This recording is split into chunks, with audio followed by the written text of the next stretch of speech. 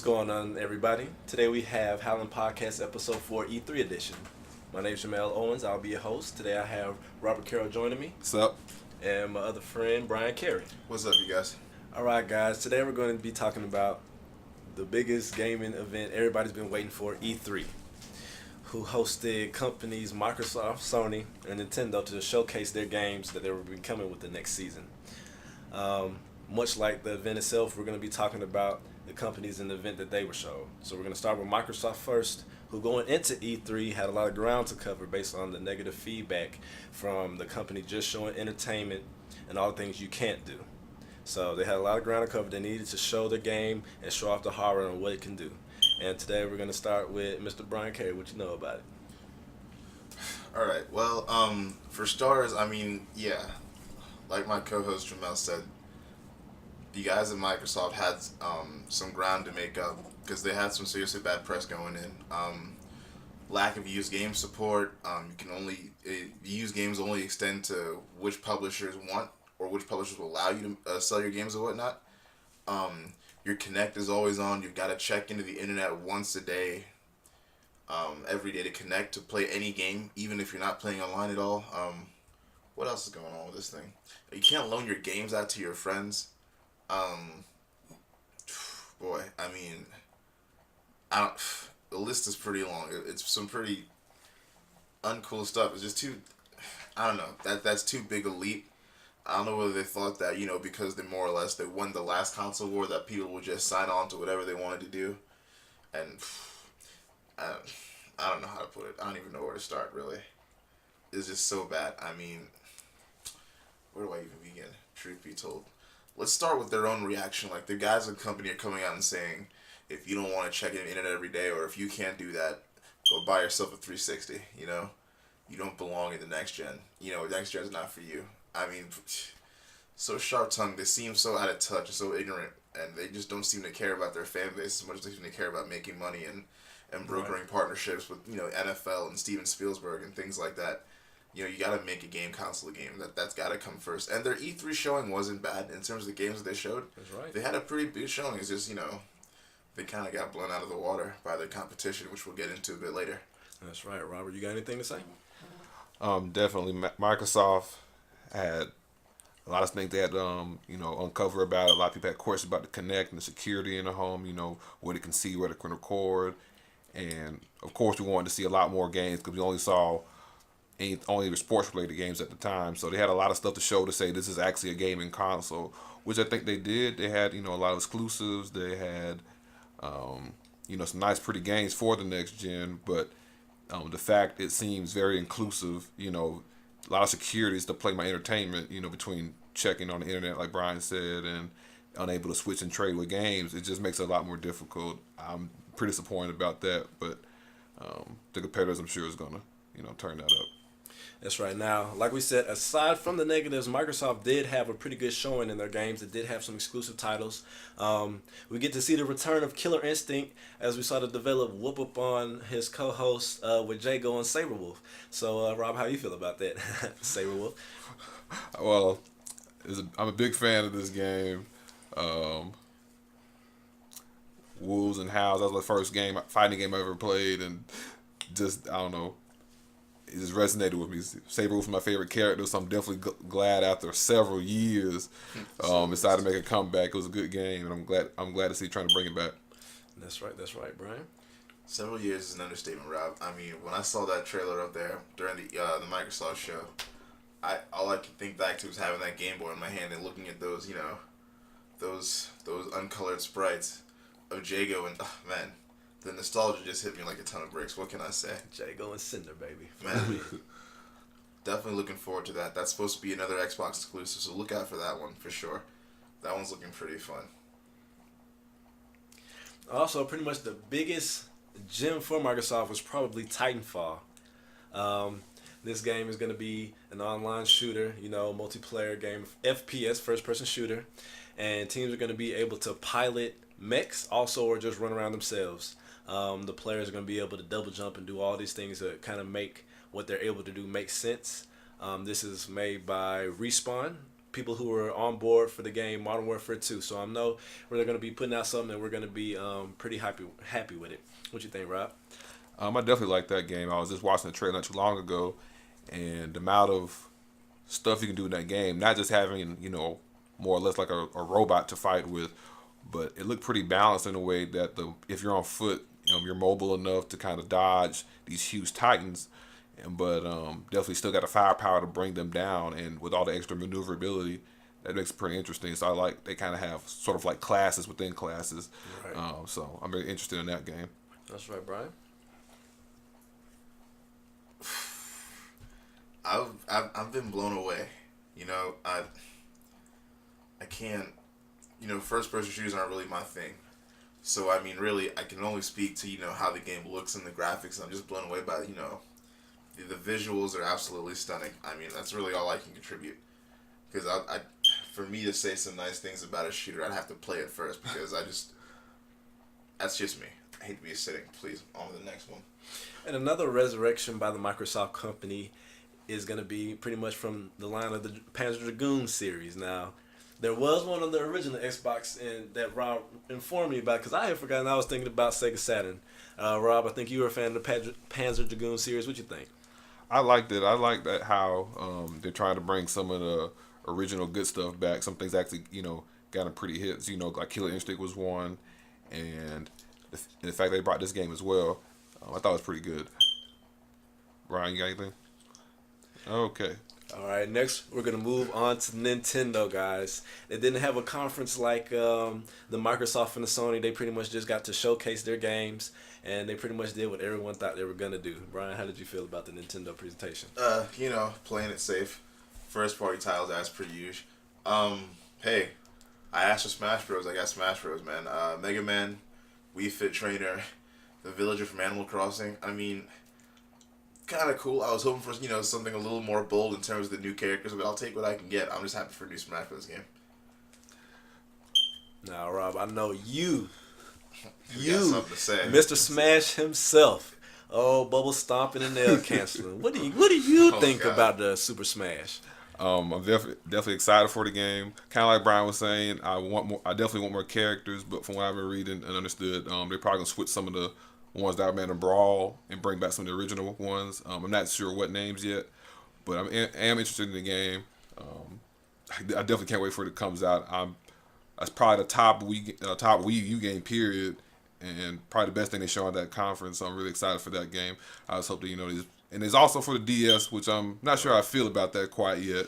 But I mean, people could play Smash Bros on the go, possibly even play against console players. Mm-hmm. So it'd be actually pretty nice to see how they go with it. But I'm interested in this game though. That's right. And pretty much the rest of Nintendo's presentation were games that we expected. We have Mario Kart 8, another Super Mario game. What else do we have? We have the Wind Waker HD remake. What else do we have, guys? Pikmin 3. There was Pikmin 3. Don't forget Pokemon X and Y. That's going to be a huge one for Microsoft, absolutely. Nintendo Direct, I mean, they didn't have a huge event. They kept it kind of simple. They kept it kind of small this year. They didn't go as big as Sony and Microsoft. And, I mean, more power to them. They did about what was expected of them, really. That's right. Now, so as we said, just to wrap up the Nintendo, they didn't do anything to wow you. They pretty much played it safe, and they just showed games that we already knew they were going to make. The only thing I can say I'm a little disappointed not to see, there was no Metroid either. There was no new Zelda. What you think, Rob? Yeah, Nintendo, I was very, overall, outside of Smash Bros., I was very disappointed. And even within Smash Bros., I mean, like we all said here, they were going with the sure bets of the series. They had nothing but Mario. They had nothing but Mario. They should be real happy that Mario ain't on any other console, and it's got the following that it does.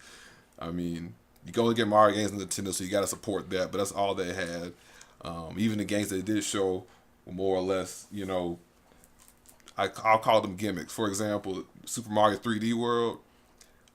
I mean, I stopped getting excited about 3D about 64 time, you know what I'm saying, Nintendo 64 age. Really? Right. Bringing a 2D 4-player game and just making it 3D and just saying, hey, this is next gen, I'm not feeling it. And like Jamel just said, there's no Metroid, no new Zelda, No and Star Fox. no Star Fox. I mean, they have a lot of characters to use, and they refuse to use them. They're just leaning really hard on Mario, and one of these days they keep doing this, going to run out. They have to actually get some stuff running. That's right. That's right. And next, we're gonna move on to the conference that pretty much stole the show, Sony. They were marketing the PS4, and in their conference, they had a lot of bright points. Brian, we'll let you start. What you think? All right, look, okay, let's just go ahead and jump right into, I guess probably the most popular, the biggest announcement of the show. Final Fantasy Versus 13, now rechristened 15, and Kingdom Hearts 3. That was kind of it for me, personally, from a personal standpoint. I don't need to let you guys know, how I feel about Kingdom Hearts, and how I felt about Versus 13, and man. How long have we waited, man? How long have we waited? I know you know. Kingdom Hearts 2 was released on March 28, 2006.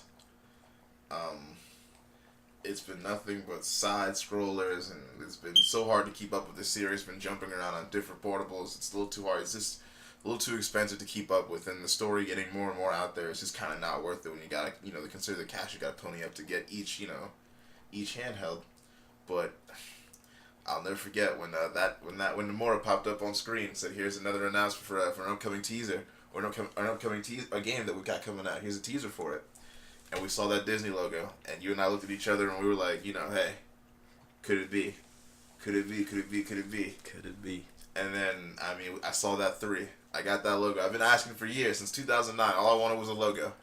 A logo at TGS E3, that's all I asked for. We got that. And, at least, some early attempts at gameplay, at least, at the very least. Rob, go ahead and take the floor, please. Just like Brian was saying, we waiting for this game for a long time. I've been a long fan of the series. They've gone away from their roots. We got a whole bunch of handhelds. I was thinking I'd probably get an iPhone app for it soon. They were really stepping away from the core stuff that got them up there. But the more surprised me, they actually showed both 15 and Kingdom Hearts 3, which is a lot. I'm pretty sure Brian could tell you all the times I've been asked. I was saying Square Enix need to make a real-time Final Fantasy game, and what do you know? We finally That's got what's it. been keeping me awake too. I'm saying, and it looks good too. It looks like Game's real time gorgeous. plus. Not right. just a basic attacks, but you're really in the thick of it, doing all types of stuff. I think it's real hot though. That's right. That's right. And like we said, even better than just announcing and knowing that the games are in production, we got to see new trailers, brand new trailers, and we got to see a good bit of the battle gameplay, real time gameplay of Versus 13, aka Final Fantasy 15. Now, the first trailer we saw, we got a little bit of gameplay, and then they released another video of actual gameplay, actual battle gameplay. Versus the Behemoth character. Exactly. Yeah. What did you think about that? No, I thought it was pretty smooth. What you? The visuals are breathtaking. What can I say? It looks so good, dude. It looks so fun. I do wonder, if I had one gripe with the Kingdom Hearts 2 battle system, which looks like this is it's going to adopt, is that it was so awesome. Sometimes you couldn't tell what was happening on screen. Mm-hmm. That's my only fear for this. But otherwise, it looks so fantastic. The scenes are so big when he's running along the airships and the camera's rotating. It just larger than life. It feels like a movie. They look fantastic. What can I say? Rob? Yeah, the gameplay was real solid. I was surprised how far they got, considering how far they kept pushing it back, and information was kind of slow. But this battle system is the real deal. Like I said, it's real time. It's fast paced. People were fighting on the side of walls. We got a cover system.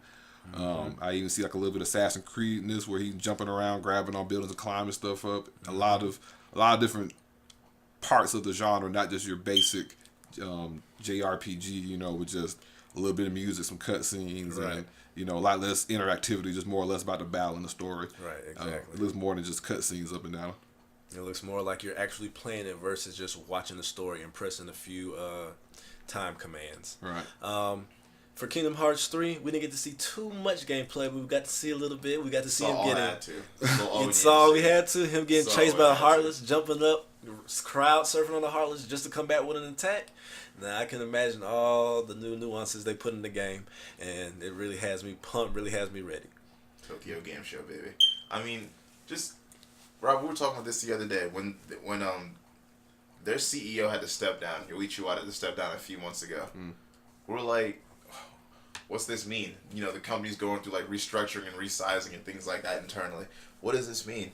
They come out and not at E3. Now TGS is usually where Square likes to do their thing. You know, E3's never really been a place where they like to show out per se. But I mean, when they came out to announce Kingdom Hearts 3, to rebrand Versus 13-15 and let everybody know not only is it alive, it's alive and well. You know, high hopes for the company. High hopes. Maybe they're finally starting to bounce back a bit. You know, finally give the people what they want. I mean, Versus 13 is I mean, I lost hope. Like, we talk about this often. Like, I mean, the entire Mass Effect trilogy has passed. Assassin's Creed has had, like, what, 4, They're on 5, 4 6 games come out? Mm-hmm. No, there was 1, 2, 3. They're working on 4, and there was Revelations and Brotherhood. Oh, really? You know, that entire franchise is coming right. past and it's still alive and well. They announced that game in 2006, and everybody thought it was dead. It seemed like, you know, there were reports back last November that Square had outright canceled production on the game, and they came out and denied that so fervently, and it looks like they took that to heart and they took it personally, because it looks like, I mean, they're hard at work. They're hard at work. No promises from me. I don't have any inside source or anything like that, but I'm going to go ahead and just make a guess that by TGS we'll have a release date for at least 15. Kingdom Hearts 3 maybe will have some more gameplay, some more trailer, but I don't know if we'll have a release date. But I'm going to gamble that at least by TGS we'll have a release date for 15. That's right. And now those were just probably the 2 most favorited games of the whole Sony conference. But Sony will also launch with titles Killzone, Shadowfall, Drive Club, and Knack. Now, Sony will also be launching with a slew of indie titles. Those include Don't Starve by Clay Entertainment, Mercenary Kings by Tribute Games, Octodad Deadliest Catch by Young Horses, Secret Ponchos by Switchblade Monkeys, Raise the Dead by Ragtag Studios, Outlast by Red Barrels, Oddworld, it's been a long time for one of those. Oddworld New and Tasty by Oddworld Inhabitants, Galaxy by 17-Bit Games, The Witness by the creator of Braid, and Transistor by Supergiant Games, who you might remember from the game Bastion. Now, what do you guys think? How is it important that Sony invests so highly in these indie developers, Rob? Reason you have to kind of go with indie developers because that's where the creative stuff comes from. When the AAA games ain't producing the numbers you should, a nice, cheap creative way to, have more games on your platform and just have indies. So I think that's really good. Allows people to get into the industry, find, the next star, the next Nomura, Kojima or something like that. It's a good way to find talent and creativity by bringing the indies in. Something I wish Microsoft would emulate because they have a broader base, so to speak. But there's a lot of Sony followers as well, so I like the fact that they bring indies in a doorway so people can kind of make games and make their way to the industry. That's right, Brian.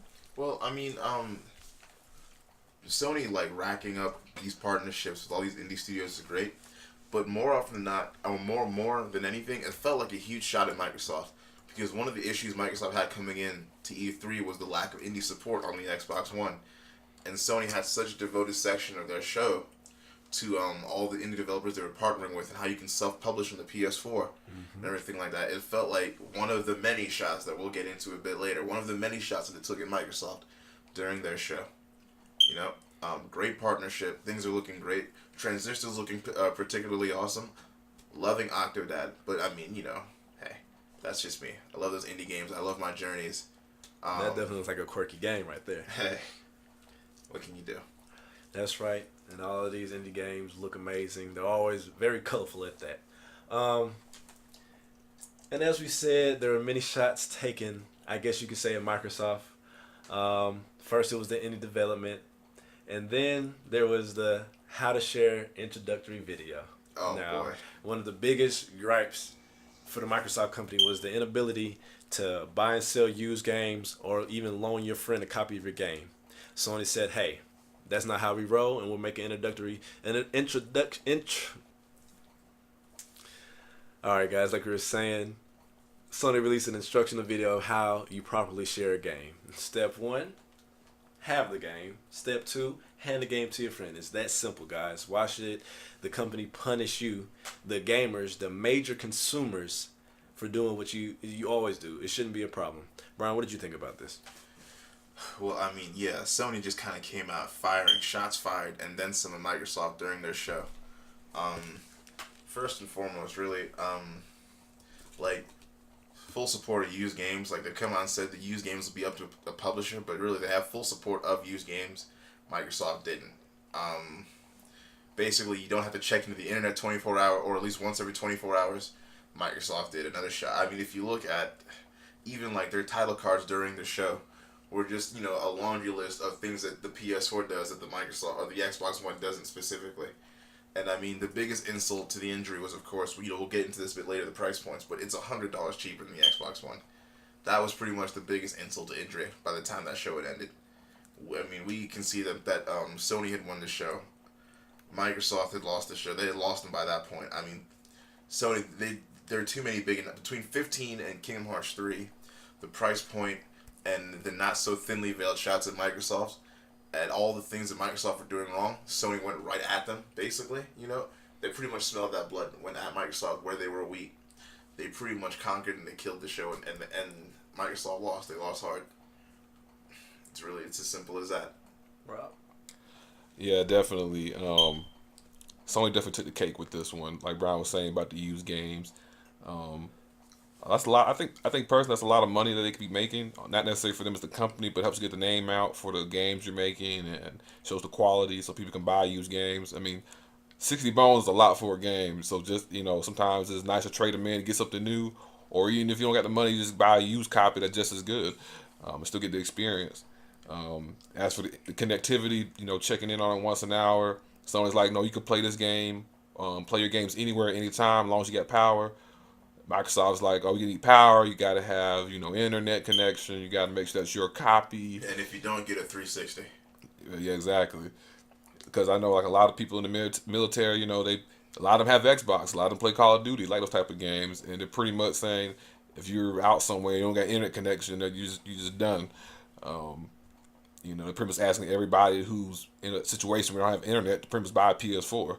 Pretty much, they're pretty much asking for it, I think, with this one. I mean, let me read you guys this quote from, Don Matrix. He's the president of interactive entertainment business at Microsoft. He's pretty much the head of the games division at Microsoft.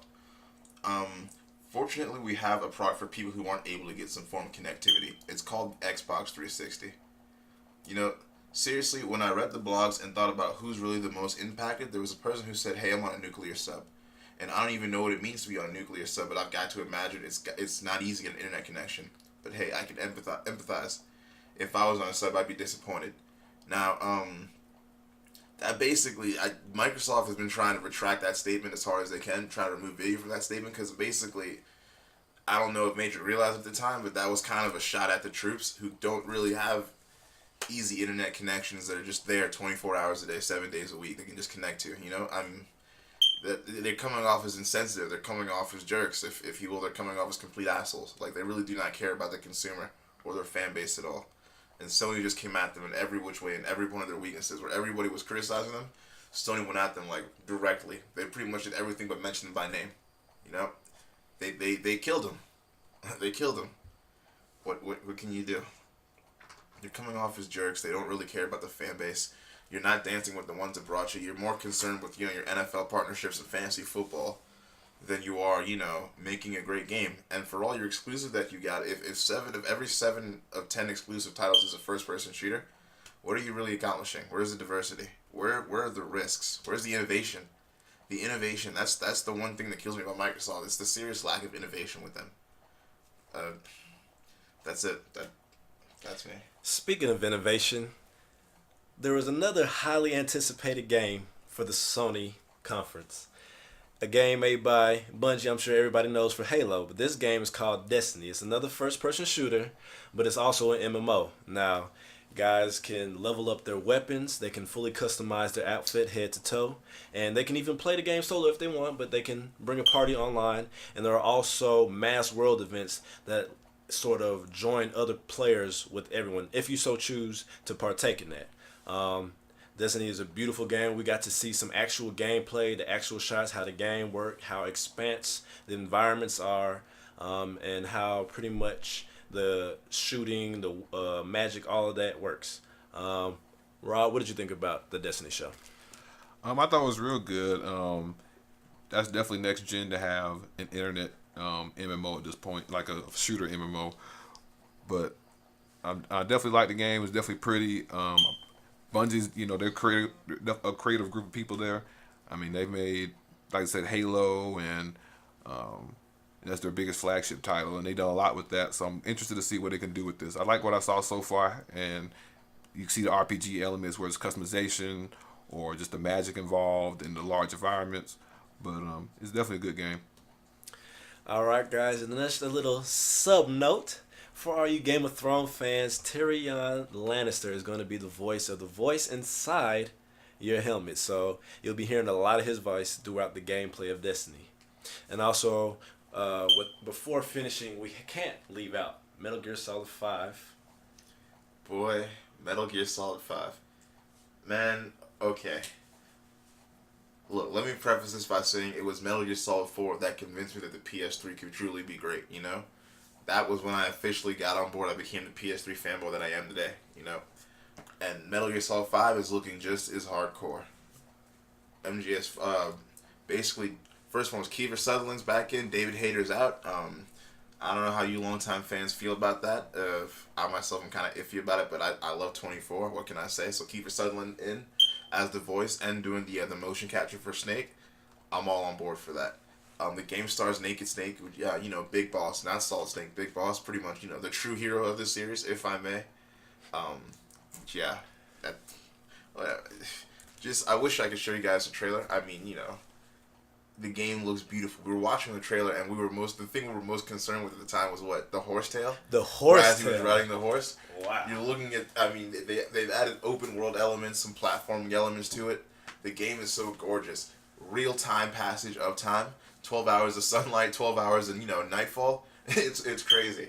It's looking absolutely stunning. Is there anything else anyone want to add? Rob? Brian pretty much hit the nail on the head.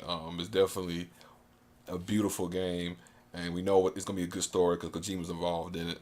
This is his engine. This is the Fox engine. The Fox engine. This is not the the Unreals or the the Crysis games of the world. That type of engine. This is not going to be Metal Gear Rising or Vengeance. This is Metal Gear Solid 5. It's legit as it can get, you guys. Look out for this one. This one's going to be great. This one is going to be great. I guarantee it. If you're a fan of long cutscenes that are beautiful, Oh, you saw how MGS4 was, we all know that MGS5 is going to be just as great. Well, not just great. It's going to be infinitely better. Before we close, guys, we can't go without saying another key point to expose a chink in Microsoft's armor was the price point.